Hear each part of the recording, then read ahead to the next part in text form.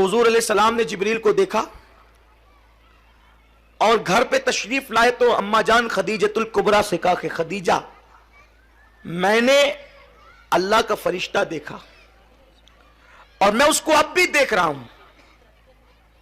حضرت خدیجۃ الکبریٰ نے کہا کہ آپ اس کو اب بھی دیکھ رہے؟ فرمایا ہاں.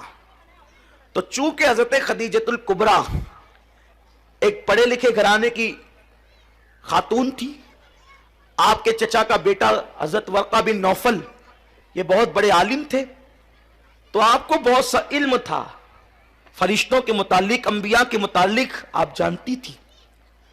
تو اس وقت حضرت خدیجۃ الکبریٰ نے کہا کہ آپ میرے کمرے میں آئیں. سرکار صلی اللہ علیہ وسلم نے ان کے کمرے میں قدم رکھا تو اما خدیجہ نے پوچھا جو فرشتہ تم نے غار حرا میں دیکھا اور باہر کے کمرے میں دیکھا کیا وہ میرے کمرے میں دکھ رہا ہے؟ آقا نے فرمایا ہاں وہ مجھے اب بھی نظر آ رہا ہے. حضرت خدیجۃ الکبریٰ نے اپنے سر سے دوپٹہ ہٹا دیا، اپنے بالوں کو کھلا کر دیا. بہت توجہ سے سننے کی بات ہے میری بہنوں، جب سر سے آپ نے دوپٹہ ہٹایا اور دوپٹہ آپ نے اپنے کندھے پہ رکھا، جب آپ کا سر کھل گیا، کس کا؟ خدیجۃ الکبریٰ کا. کس کا؟ سیدہ فاطمہ کی امی کا. کس کا؟ آخری نبی کی پہلی بیوی کا. کس کا؟ جس کو عرش سے خدا سلام کرتا ہے اس خدیجہ کا. دوپٹہ سر سے کاندھے پر آیا تو اما خدیجہ نے پوچھا میرے سرتاج کیا جو فرشتہ تمہیں تھوڑی دیر پہلے تک دکھ رہا تھا وہ اب بھی دکھ رہا ہے؟ سرکار نے فرمایا خدیجہ نہیں، اب وہ فرشتہ مجھے نظر نہیں آ رہا ہے، اب وہ فرشتے کو میں نہیں دیکھ رہا ہوں. جناب خدیجہ نے کہا مبارک ہو، جو فرشتہ جناب موسیٰ کے پاس آتا تھا، جو فرشتہ جناب ابراہیم کے پاس آتا تھا، وہی فرشتہ آپ کے پاس بھی آیا. آپ کے پاس کوئی شیطان نہیں آیا.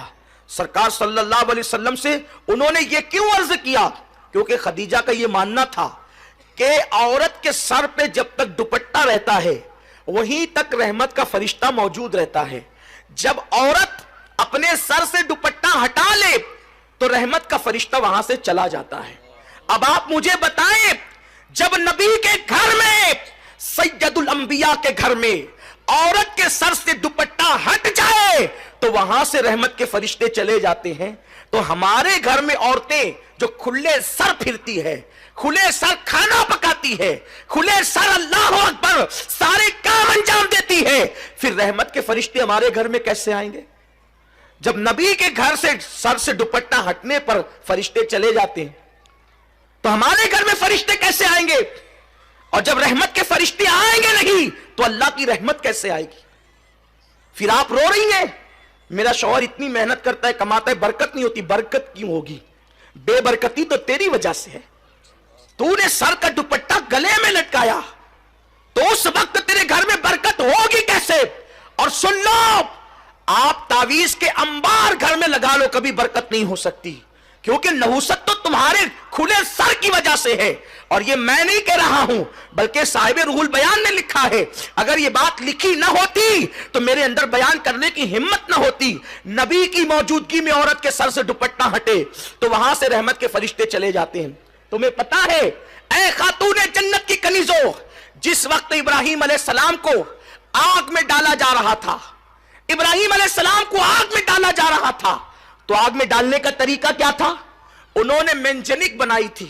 منجنیق آپ سمجھتی ہیں جب پہلے دور میں قلعوں پہ حملے ہوتے تھے تو منجنیق کے ذریعے سے پتھر پھینکے جاتے تھے. انہوں نے منجنیق بنائی تھی. منجنیق وہ تھی کہ آگے پائپ رہتا تھا اور ایک رسہ رہتا تھا، رسہ کھینچ کر کے چھوڑتے تھے تو وہ جا کے پائپ کو لگتا تھا، اب پائپ کے اوپر جو پتھر ہوتا تھا وہ جا کر کے قلعوں کو لگتا تھا. تو سب سے پہلے منجنیق بنی ابراہیم علیہ السلام کے لیے، کیونکہ انہوں نے اتنی بڑی آگ کا علاوہ تیار کیا کہ وہ آگ کے قریب کوئی جا نہیں سکتا تھا. تو ابراہیم علیہ السلام کو ڈالے کیسے؟ تو انہوں نے منجنیق بنائی. تو منجنیق بنا کر کے وہ کئی دنوں سے پریکٹس کر رہے تھے.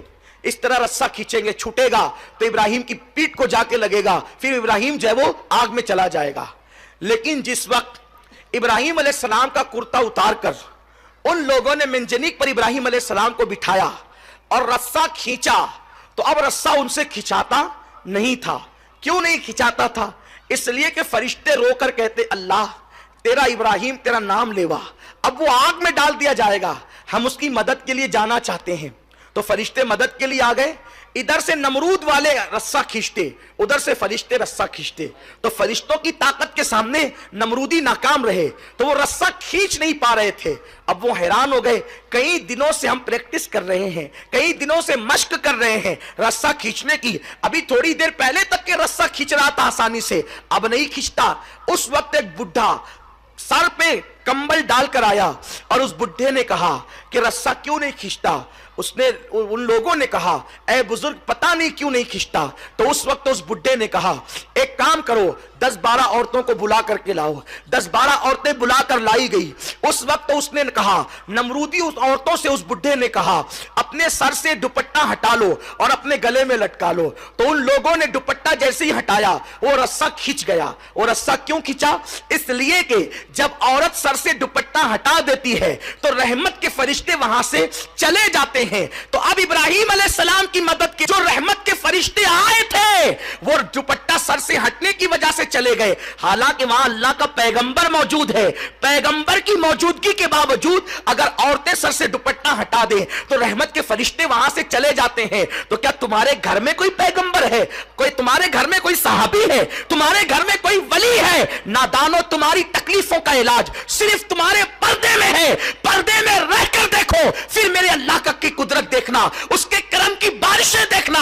سنو, اللہ اکبر, جن کے گھروں میں برکتوں کا نزول ہوا, جن کے گھر سے کائنات کو خیرات ملی, جن کے گھر سے ولایت تقسیم ہوئی, جن کے گھر سے امامت تقسیم ہوئی, جن کے گھر سے نعمتیں تقسیم ہوئی, وہ گھر سیدہ فاطمہ الزہرا کا گھر ہے. سیدہ فاطمہ کی زندگی دیکھ لو. امام حسن مجتبی سے کسی نے کہا, حسن تیری ماں بڑی پاکیزہ تھی. امام حسن نے کہا, تو نے سچ کہا. جس دن میری ماں کا وصال ہوا میں 6-7 سال کا بچہ تھا, اس کے باوجود بھی میں نے اپنی ماں کے سر کے بالوں کو کبھی نہیں دیکھا. جو مائیں اپنے ننھے بچوں سے بھی اپنے سر کے بالوں کو چھپاتی تھی, ان گھروں سے خیرات تقسیم ہوتی تھی. اور جو مائیں اجنبی مردوں کو بھی سر دکھاتی ہے, پھر اس گھر سے خیرات نہیں بٹتی, اس گھر میں خیرات مانگی جاتی ہے. کما کر بھی پریشان ہو, سروں پہ دوپٹے نہیں. عورتیں گھر میں رہتی ہے تو یوں سمجھتی ہے کہ اب کون آنے والا, اور سگا بھائی تو ہے, دیور تو ہے, بیٹا تو ہے. سوچو, کیا دیور سے پردہ فرض نہیں؟ کیا بہنوئی سے پردہ فرض نہیں؟ اور مائیں کتنی مقدس تھی جو بیٹے سے بھی سر کے بالوں کو چھپاتی تھی. کتنا مشہور سا وہ واقعہ ہے کہ ایک مرتبہ اہل دلی نے بابا فرید سے کہا, فرید بارش بند ہو گئی بابا صاحب, لوگوں نے بہت دعائیں کی, بارش نہیں ہوتی, آپ دعا کر دیں. بابا صاحب نے کپڑے کا ٹکڑا نکالا, ہوا میں لہرا کر 4 جملے بھی نہیں کہے تھے, باران رحمت کا نزول ہوا, دلی جل تھل ہو گیا. لوگوں نے پوچھا, بابا صاحب اس کپڑے کے ٹکڑے کی کرامت کیا ہے؟ فرمایا, یہ میری امی کے دوپٹے کا ٹکڑا ہے. میں نے یہ کہا, میرے اللہ, جس ماں کے سر کے بالوں کو کبھی اس کے بیٹے نے بھی نہیں دیکھا, اسی ماں کے صدقے باران رحمت کا نزول فرما. توجہ کریں, عورتوں کی حیا کا یہ عالم تھا. آج عورتیں اتنی بے غیرت ہو گئی, بڑی معذرت کے ساتھ, کہ عورتیں مساج کرانے کے لیے اب جو وہ مساج گاہوں میں جاتی ہے, بال بنانے کے لیے دکانوں پر جاتی ہے, بیوٹی پارلروں کو میری بہنیں آباد کر رہی ہے, اور بغل تک مہندی لگانے کے لیے کافر لڑکوں کے پاس جا رہی ہے. کہاں وہ عورتیں جو اپنے بچوں سے بھی سر کے بالوں کو چھپاتی تھی, اور کہاں یہ عورتیں کہ جو بغل تک کھول کر بیٹھے مردوں کے سامنے, وہ بھی کافر مردوں کے سامنے مہندی لگانے کے لیے. ارے نادان, بھائی بالغ ہو گیا تو بہن نے اپنی انگلی بھائی کو اپنے بدن سے ٹچ کرنے کی اجازت نہیں دی. عورتوں کی غیرت کا یہ, سگا بھائی بالغ ہونے کے بعد قوم کی عورتوں کو ہاتھ نہیں لگا سکتا تھا. اگر بھائی کو بہن کو کسی وقت جگانے کی نوبت آئی تو بھائی لکڑی ڈھونڈتا ہے, اور لکڑی ڈھونڈ کر کے بہن کو جگاتا ہے, بہن اٹھ, اس لیے کہ ہمارے گھر میں آگ لگ گئی ہے تو تیری جان بچانا چاہتا ہوں. سوچو, آگ کے حادثے کے وقت بھی जवान भाई अपनी बहन के जिस्म को नहीं छूता। और मेरी बहनों, तुम्हें क्या हो गया कि तुम मेहंदी के नाम पर काफिर लड़कों के हाथ में हाथ दे रही हो, चूड़ियां पहनने के नाम पर काफिर लड़कों के हाथ में अपने हाथ को दे रही हो, बाल कटवाने के नाम पर। क्या तुम अल्लाह से कयामत तक की जिंदगी लिखा कर लाई हो? नादानो सुनो, जिंदगी का कोई भरोसा नहीं। एक दिन जिंदगी का ये चिराग गुल होगा और बहुत जल्दी गुल होगा। मौत की तलवार हर वक्त सर पे लटक रही है। और ये मत सोचना कि बुढ़ापे में मौत आएगी, अभी तो तुम्हारे हुस्न पर बुढ़ापे की झुर्रियां बाकी है। सूरज हर वक्त सर पर नहीं रहता, सूरज भी थोड़े देर के बाद गुरूब होता है। मेरी बहन, जब सूरज का शबाब ढल जाता है तो तेरा शबाब कितने दिन तक रहेगा? गुल मुस्कुराकर मुरझा जाते हैं तो तेरा हुस्न कितने दिन तक मुस्कुराएगा? अपने हुस्न का गलत इस्तेमाल करके अल्लाह को नाराज करने वाली मेरी बहन, आज आ सुन्नी दावत इस्लामी के इस इज्तिमा में सच्ची तौबा कर ले। अल्लाह तुझे भी वक्त की राबिया बसरी बना देगा। आप सच्ची तौबा कर ले, अल्लाह तुझे भी नफीसा मिस्री बना देगा। आ सच्ची तौबा कर ले, अल्लाह तुझे भी अपने वक्त की उम्मुल जब्बार बना देगा। आ सच्ची तौबा कर ले, अल्लाह तुझे अपने वक्त की उम्मुल खैर बना देगा। आ सच्ची तौबा कर ले, अल्लाह तुझे अपने वक्त की उम्मुल वरा बना देगा। आ सच्ची तौबा कर ले, तू भी सैयदा ज़ैनब की कलेश बन जाएगी। सकीना तेरी जिंदगी पर नाज करेगी, सैयदा फातिमा को तुझ पर नाज होगा। आ सच्ची तौबा कर ले, ये दुनिया जी लगाने की जगह नहीं, ये दुनिया खत्म होगी, बहुत जल्द खत्म होगी। तूने अपनी मां का जनाजा उठते देखा, अपनी दादी का जनाजा उठते देखा, अपनी नानी का जनाजा उठते देखा, तूने कितनी औरतों का जनाजा उठते देखा, अपनी पड़ोसनों का जनाजा उठते देखा। मेरी बहन का तू इबरत हासिल नहीं करती। एक दिन तेरा भी जनाजा उठेगा, एक दिन तेरा भी जनाजा उठेगा और तेरे साथ कोई न जाएगा, न तेरा शौहर, न तेरे बच्चे, न तेरी सहेली, न तेरा माल, न तेरा मनाल। आजा आजा मेरी बहन, अल्लाह की रहमत की तरफ आ, रब की रहमत की तरफ रुजू कर। बस जाते जाते इतना जरूर कहूंगा, अगर कोई सच्ची तौबा कर ले तो अल्लाह तबारक व तआला उसको बख्श देता है। ये मगरिब का वक्त तौबा की कबूलियत का टाइम है और तुम खुशनसीब हो। अभी थोड़ी देर में वो शख्सियत आने वाली है जिस शख्सियत के हाथों पर अंग्रेजों ने तौबा की, बिगड़े हुए लोगों ने तौबा की। यानी हमारे कायबे मोहतरम हुजूर अमीर सुन्नी दावत इस्लामी तशरीफ लाएंगे। और याद रखना, यूं ही तौबा करो तो भी कबूल, लेकिन किसी अल्लाह वाले के हाथ में तौबा करो तो जल्दी कबूल होती है। तो हजरत तशरीफ लाएंगे और आप लोगों को हजरत मुरीद करेंगे, दाखिल सिलसिला करेंगे। तो आप हजरत के हाथ पर तौबा करें, गौस पाक के वसीले से तौबा करें। 11वीं शरीफ का महीना भी चल रहा है, आप सब मुरीद हो जाएं, सच्ची तौबा करें, अल्लाह आपकी तौबा कबूल करेगा।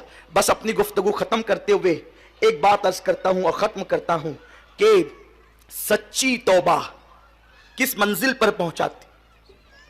कभी कभी तौबा कराने वाला वही रह जाता है, तौबा करने वाले आगे बढ़ जाते। हां, हजरत जुन्नून मिस्री रहमतुल्लाह ताला अलैह फरमाते हैं कि मैं दरिया की सैर को गया तो मैंने देखा एक लड़की अपने फ्रेंड के साथ, जिसके साथ वो नाजायज मोहब्बत करती थी, उसके साथ आई। उनके पास सितार था, सितार समझते होंगे जिस पर लोग म्यूजिक बजाते हैं, सितार था, शराब की सुराही थी और खाने पीने की चीजें। जुन्नून मिस्री बड़े खूबसूरत थे। जब वो दोनों शराब पीने लगे और खाने लगे और सितार बजाने लगे तो सामने जुन्नून को बैठा हुआ देखकर उस लड़की ने कहा, ए शख्स, ले तू भी जाम पी ले और हमारे साथ मस्ती में शरीक हो जा। तो हज़रत जुन्नून मिस्री ने कहा, ये नापाक शराब की मुझे जरूरत नहीं, अल्लाह ने मेरे लिए इससे बेहतर इंतजाम जन्नत में कर रखा है।